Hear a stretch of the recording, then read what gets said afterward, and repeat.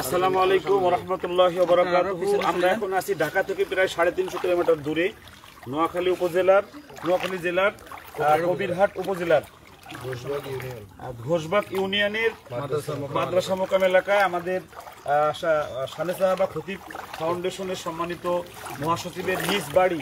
এখানে আমি একটু বলে রাখি, এই এলাকায় আসার পরে আমরা এখন বাজে রাত 10টা, আমরা ঘরে ঘরে পাক করা খাবার ঢাকা থেকে নিয়ে আসছি, বিরিয়ানি এটা পৌঁছে দিচ্ছি। আমরা যেটা জানতে পারলাম সেটা হলো যে এখানে এই প্রথম নাকি আমরাই আসলাম, কোনো সরকারি বা বেসরকারি কোনো ধরনের কোনো ত্রাণ এদের কাছে আসে নাই। তো এই বিষয়টা শুনে আমার খুব খারাপ লেগেছে। প্রত্যেকটা বাড়ি এরকম, আমরা এক একটা জায়গায় আমরা 30টা পরিবার করে পেয়েছি। আমরা এখন কথা শুনবো। আজকে আমরা ত্রাণ দিচ্ছি, খাবার দিচ্ছি শানে সাহাবা বাংলাদেশ ফাউন্ডেশন এবং আর রায়হান পরিবারের যৌথ উদ্যোগে। এখন কথা বলবেন শানে সাহাবা বাংলাদেশের ফাউন্ডেশনের সম্মানিত চেয়ারম্যান। শুকরিয়া। মুফতি আব্দুল কাইয়ুম মোল্লা, প্রতিষ্ঠাতা পরিচালক আর রায়হান ইন্টারন্যাশনাল মাদ্রাসা, ঢাকা। আসলে আজকে তিনি যে কথাগুলোটা বললেন যে 350 কিলোমিটার দূরে ঢাকা থেকে আমরা এই মুহূর্তে কবিরহাট উপজেলার একটা জায়গা, দুর্গম উপকূলীয় এলাকা, সেটা হচ্ছে যে মাদ্রাসা। এখানে রাত 10টার পরে আমরা ঢাকা থেকে সকাল 8টায় রওনা করেছি। জ্যাম, বিভিন্ন প্রতিবন্ধকতায় আমরা এখানে আসতে পেরেছি। প্রায় হয়ে গেছে এশারের পর। এদিকে রাস্তা বললেন আবার। এখন আমরা বিভিন্ন জায়গায় ঘরে ঘরে পৌঁছে দিচ্ছি। এই এলাকার আপনারা পরিস্থিতি দেখতে পাচ্ছেন, আমাদের কোমর পর্যন্ত পানি। দেখেন আমার সাথে আছে আমার সংগঠনের ত্রাণ সম্পাদক মাওলানা আনাস আমিনী সাহেব আছেন, অনেক কষ্ট করছেন। আপনারা দেখতে পাচ্ছেন সামনে আরেকজনকে, টাঙ্গাইল জেলা সেক্রেটারি মুফতি আতিকুর রহমান নোমানী। কোন দিকে পিছনে খেয়াল রাখেন, পিছনে আরো সামনে গেলে বামে যাইতে হবে। কেমন? এক সপ্তাহ যাবত কাজ করেছে। এখন আপাতত সোজাই হাঁটবো না। তিনি আছেন টাঙ্গাইল জেলা সভাপতি। এছাড়া আপনারা যাকে সামনে দেখতে পাচ্ছেন তিনি হচ্ছেন আপনাদের সকলের প্রিয় মুখ, সকলের আপনাদের যাদের পরিচিত একটু আগে হাঁটেন, নাহলে আমরা পড়ে যাবো। তো আবু রায়হান বিশ্বজয়ী হাফেজ, তিনি আমাদের আজকে মধ্যমণি। যেখানেই যাচ্ছি তার প্রতি মানুষের ভালোবাসা, তার প্রতি মানুষের আন্তরিকতা দেখে আমরা বিমুগ্ধ হচ্ছি। কারণ তার তেলাওয়াত নয় শুধু, আপনারা জানেন তার মানে যেই আদব আখলাক সবকিছুতেই নিজেকে অনন্য উচ্চতায় নিয়ে গেছে। মানে অবস্থান সে সমাজে তৈরি করেছে সকলের মাঝে। কারি আবু রায়হান তিনি যেখানেই যাচ্ছেন মানুষ তাকে ঘিরে ধরছে এবং তার কাছ থেকে কোরআন তেলাওয়াত শুনতে চাচ্ছে। তো মুফতি আব্দুল কাইয়ুম মোল্লা সাহেব, আপনি আর যাই করেন কিন্তু একটা কাজ করেছেন, সেটা হচ্ছে আপনি কিছু বিশ্বজয়ী হাফেজ তৈরি করেছেন, বিশ্বমানের হাফেজ তৈরি করেছেন। আমি আপনাকে বলবো বিশ্বজয় না, আমি বিশ্বজয়ী মানবিক মানুষ তৈরি করতে চাই। সেটাই আমি কালকে আপনার মাদ্রাসায় গিয়ে যেটা দেখলাম সেটা হচ্ছে যে আসলে প্রত্যেকটা ছাত্র মনে হচ্ছে যেরকম মানে এক একজন আপনার এরকম তারা আপনাকে আসলে মানে তাদের আচরণগুলো এরকম মনে হচ্ছে। এটা যদি আপনি নেক্সট ফিউচারও ধরে রাখতে পারেন,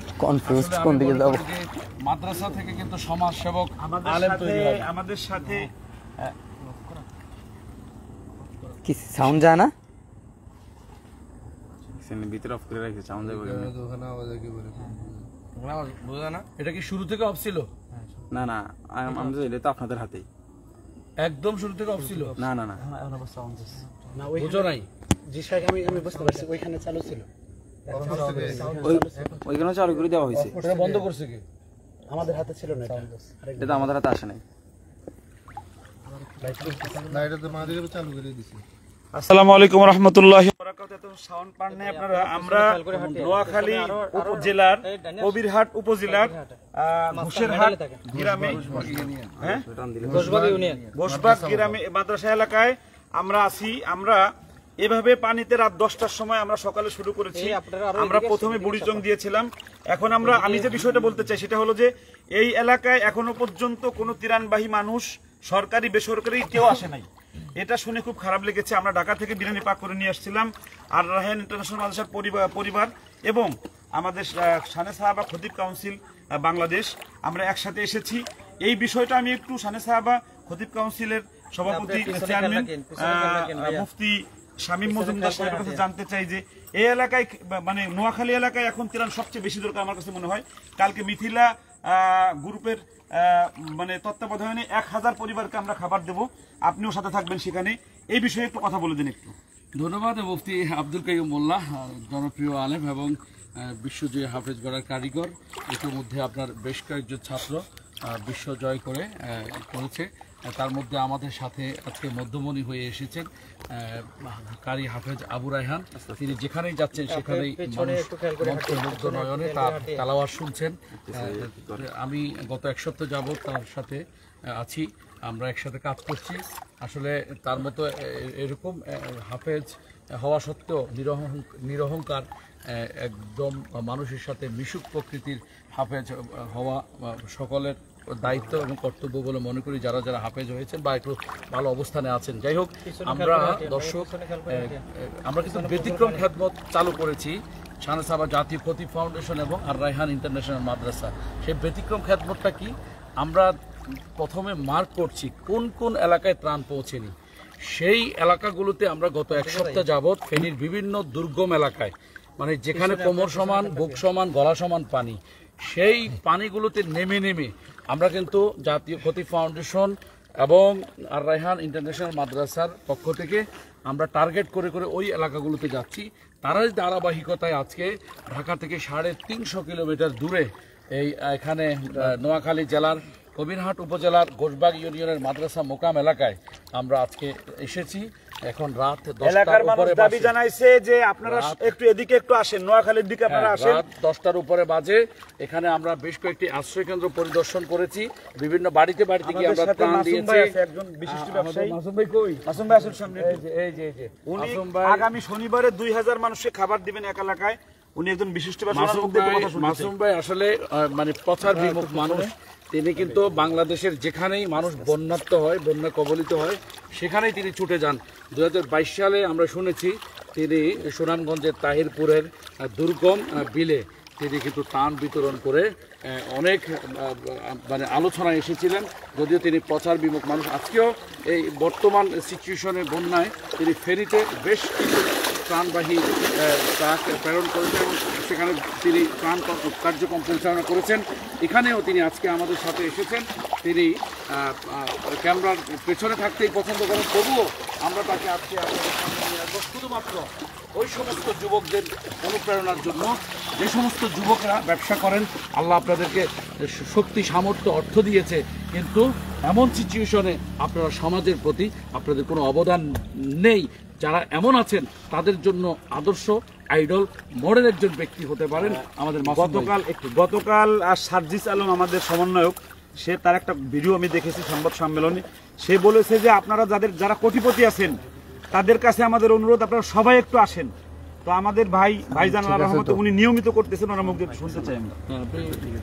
কমেন্ট করে ঠিক আছে। আমার সামনে আসতে রাজি না, আমি এটা বুঝি না যে কোনো কিছু করে কাউকে বলাটা পছন্দ না। আগে থেকে আমি সব কিছু একটু দুপুরে করার চেষ্টা করি। কাইম ভাই আমার খুব কাছের মানুষ, আজকে ভাইয়ের সাথে আমার পরিচয় হয়েছে, আর হচ্ছে আমাদের আবু রায়হান কিছু শেয়ার করি। যেমন আমি শনিবারে যাচ্ছি হচ্ছে ফেনী যাবো আমি সোনাগাছি, জি ওইখানে 2টা থানাতে আমাদের রান্না টান্না সব ওইখানেই হবে। ভাই ওখানে 2000 টাকা খাবার হবে, ওইখানে আমার পার্টি আছে, ব্যবসায়ী কিছু বন্ধু, ওইখানে আমি চলে যাবো। শুক্রবারে পাঠাবো এখানে, আমার লোকজন পাঠাবো, বাবু পাঠাবো। শনিবারে ওইখানে আল্লাহ যদি বাঁচা রেখে নামাজের আগে বিতরণ করবো ইনশাল্লাহ। তারপরে আবার 2-3 দিন পরে কাইম ভাইদেরকে নিয়ে আবার আমি যাবো ফেনীতে কাজ করব। আরও 3-4 দিন আমি টানা ফেনীতে কাজ করবো, যেহেতু আমার বাড়ি কুমিল্লা, আমাদের বুড়িচং ব্রাহ্মণপাড়া এখন মানে বর্তমানে সবচেয়ে বেশি ক্ষতিগ্রস্ত হচ্ছে ব্রাহ্মণপাড়া। কিছু কিছু এলাকায় প্রচুর ত্রাণ ঢুকে, আর কিছু এলাকায় ঢুকে না। আমরা সবাই একটা কাজ করি কি, যেখানে সহজ রাস্তা, যেখানে আবেগে অনেকে চলে আসি, একটু দূরে যেতে চাই না, খোঁজ খবরও রাখি না। এই কাছাকাছি দিয়ে আমরা চলে আসি। যেমন আজকে যে ভাইদের যে একটা উদ্যোগ, আমার কাছে এটা ভালো লাগছে যে অনেক ভিতরে আসছে। আসলেই ওই যে পরিশ্রম যত বেশি করবে সাফল্য কি ভাই তত বেশি আসবে, মানে এটা আমার কাছে অবশ্যই এটা অনেক পরিশ্রম ভালো বেশি লাগছে। করলে যে মূল পাও না তার কাছে আমরা যেতে পারি। মাসুম ভাই, আমার কাছে মনে হচ্ছে যে আপনারা যারা ক্যামেরা, আপনার মতো কিন্তু অনেক আছে, মানে যারা অনেক অবদান রাখেন সমাজ উন্নয়নে, মানবিক কাজে, কিন্তু তারা ক্যামেরার সামনে আসেন না। এটা একদিকে আপনাদের ভালো, কিন্তু আমি মনে করি আপনাদের মতো লোকগুলো যদি ফোকাসিং হন, আপনাদেরকে দেখে কিন্তু আরো 10 জন তরুণ কিন্তু এভাবে এগিয়ে আসবে, এটা আমার কাছে মনে হয়। আপনি কি বলেন? জি, আমি এই কথাতে একমত যে অবশ্যই এখন যেহেতু প্রচারের যুগ, আর ফেসবুক ছাড়া ইউটিউব ছাড়া প্রচার হয় না। যেমন এই বিষয়গুলো যদি না দেখতাম, এই বিষয়টা যদি এখন প্রচার যদি না হয়, এই এলাকাতে অনেকগুলো আশ্রয় কেন্দ্র আছে, এখন পর্যন্ত কোনো ত্রাণ ঢুকে নাই। তো এই প্রচারের মাধ্যমে কি মাসুম ভাই, একটা বিষয় হচ্ছে, সেটা হলো শুনেছি, কিন্তু পানি যাওয়ার পরে হবে মূলত এই মানুষগুলোর মূল দুর্দশা। বাড়িঘর হ্যাঁ, অনেক বাড়িঘর কিছু নষ্ট হয়ে রয়েছে। অনেক কিছু, থাকার জায়গা নাই, খাওয়ার জায়গা থাকবে না, সর্বস্ব হারিয়ে ফেলেছে কিছু কিছু পরিবার এমন আছে।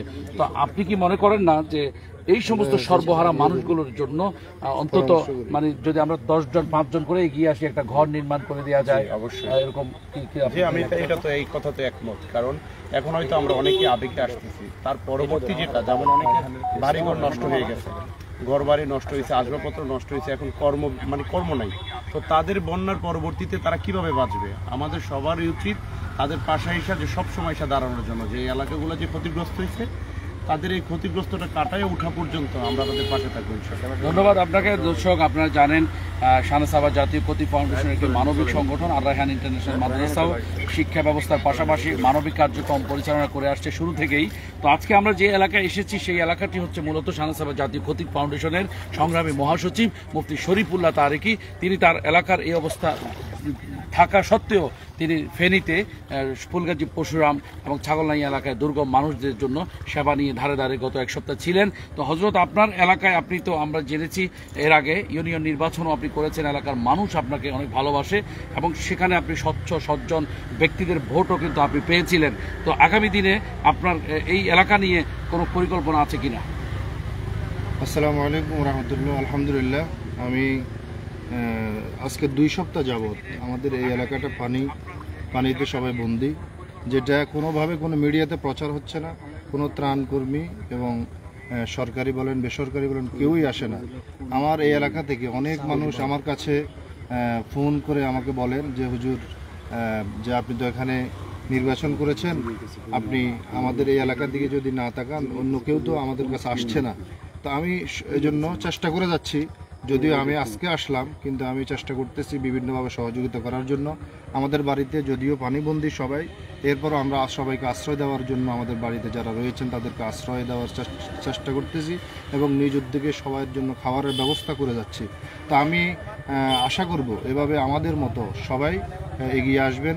নোয়াখালীর কবিরহাট সহ এই এলাকার যতগুলো দুর্গম এলাকা রয়েছে, প্লাবিত রয়েছে, যে এলাকাটা মিডিয়াতে যদি আসতো তাহলে অবশ্যই মানুষের কাছে পৌঁছতো।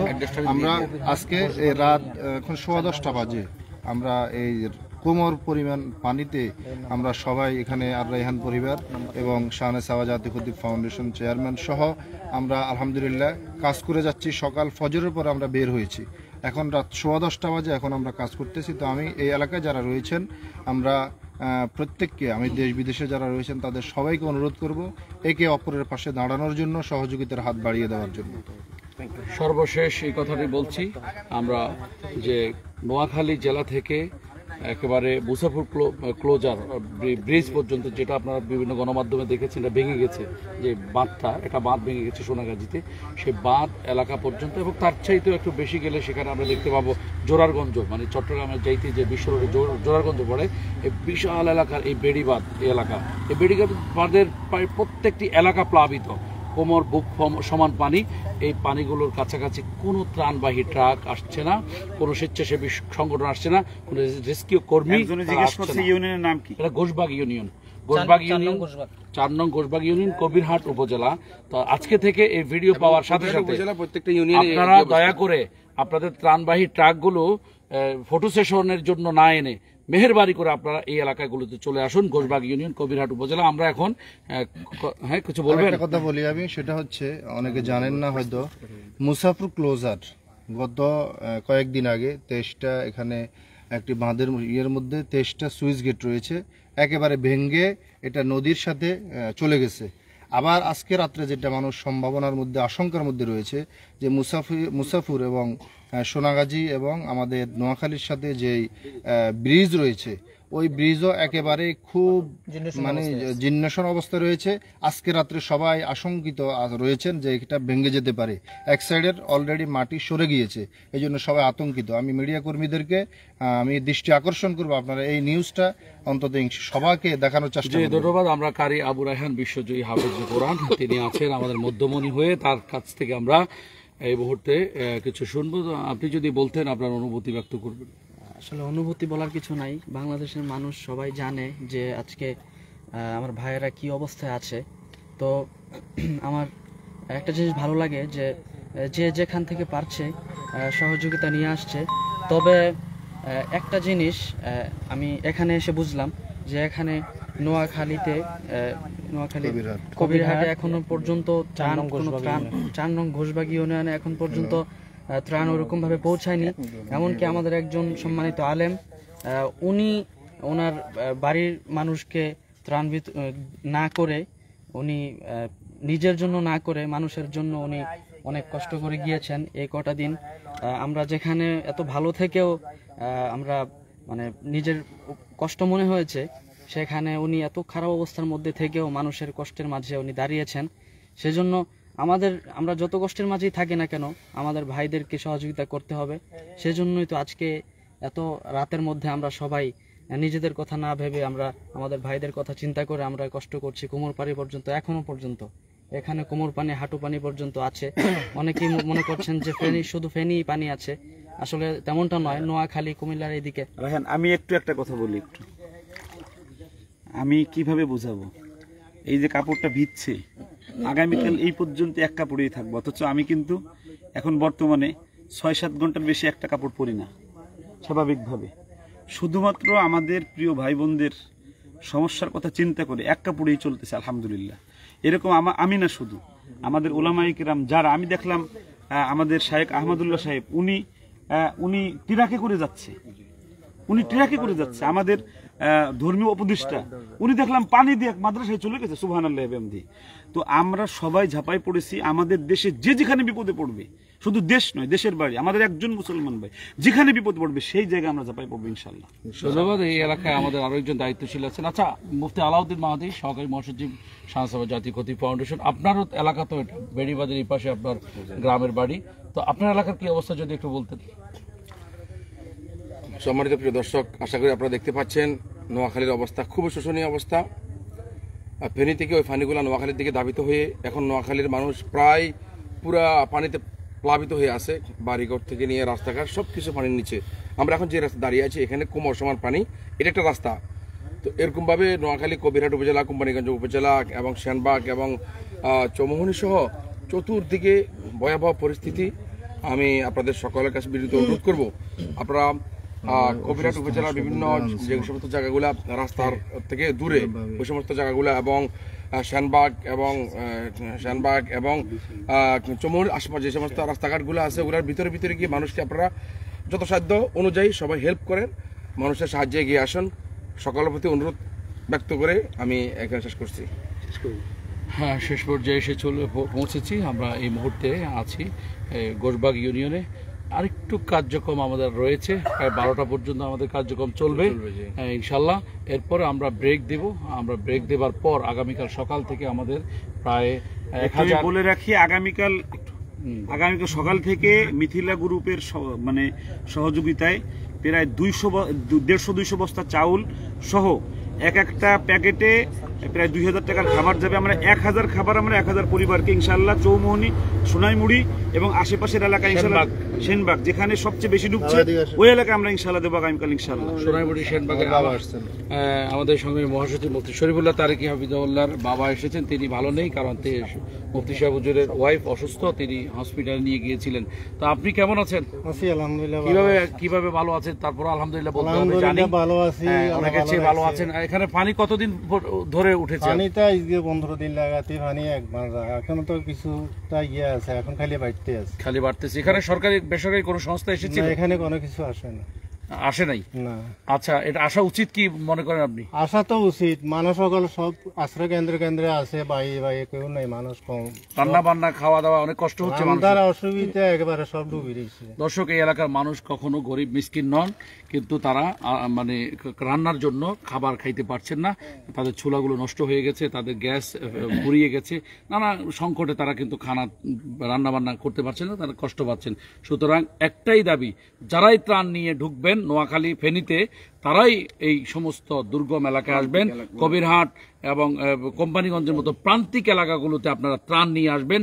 এটা আমাদের শাহনেসাবা জাতীয় খতিব ফাউন্ডেশন আর রায়হান ইন্টারন্যাশনাল মাদ্রাসা সহ আমাদের ভাই মাসুম ভাই সহ সকলের দাবি একটাই, ত্রাণগুলো আপনারা অমুক জায়গায় দিবেন, ওই জায়গায় দিবেন যে জায়গায় এখনো ত্রাণ পৌঁছে নেই। ঠিক ঠিক। সকলকে অনেক অনেক শুকরিয়া। আসসালামু আলাইকুম।